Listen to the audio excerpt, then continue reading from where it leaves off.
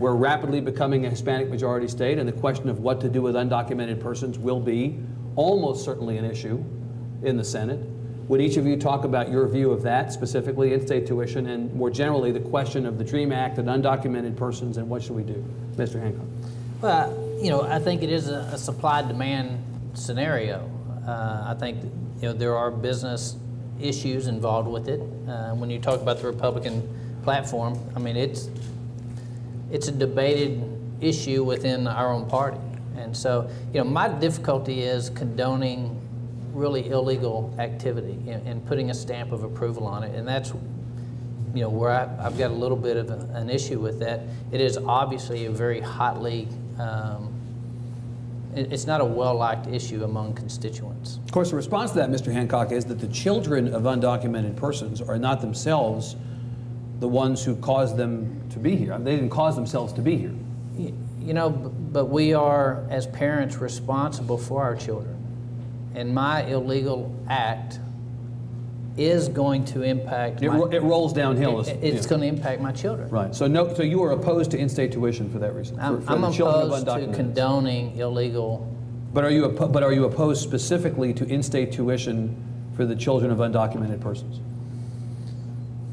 You know, I think you have to look at the issue in a much broader sense.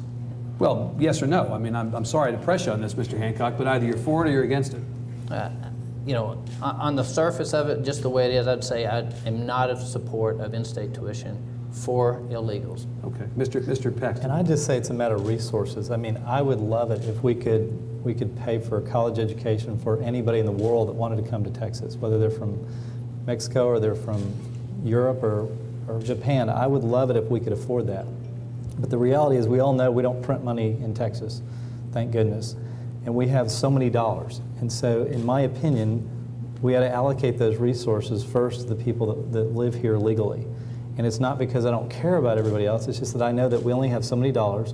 Those people are contributing their money, they're here legally. And so as a matter of allocation and priority, I think there's probably not enough money to open the door and say, okay, you can come from anywhere in the world. Even if we love them, even if we say they're the greatest people in the world, there's only so many dollars. And so as a matter of just priority and limited resources, I don't think it's a good idea to say we're going to go beyond. So Mr. Paxton votes no. Correct. On in-state. Mr. Taylor. Well, first of all, the in-state tuition for illegals is really a small part of the overall problem. You're trying to fix one thing. There's really not a good answer if you don't fix the overall thing. We have a broken immigration system in this country. And so until you fix that, all these other things, there's not a good answer to those. We need a system where people can come here and work, right? But we have to know who they are in a post-9/11 world. You can't just have people coming across the border. We don't have any security. We don't have any idea who's coming over here. We know we need the labor, but you don't have to move here if you're able to go back and forth with a work permit or something. So I mean, I think you fix the overall immigration, and these things are being taken care of with that.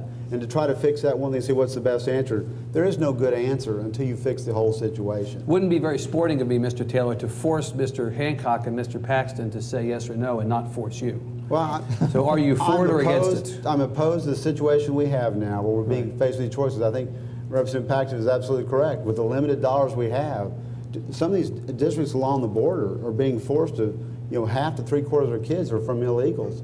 And that's not fair to that local school district and those local taxpayers to pay that. So if the issue comes up in the Senate to say, okay, we're going to get rid of in-state tuition for illegals, you would support getting rid of it? I would seriously consider doing that. It passed before I got there. It did. And I've not gone through, I was not there for the debate to hear what the issues were. But I think it's an issue that the state taxpayers are concerned about. Sounds like 3 no votes to me.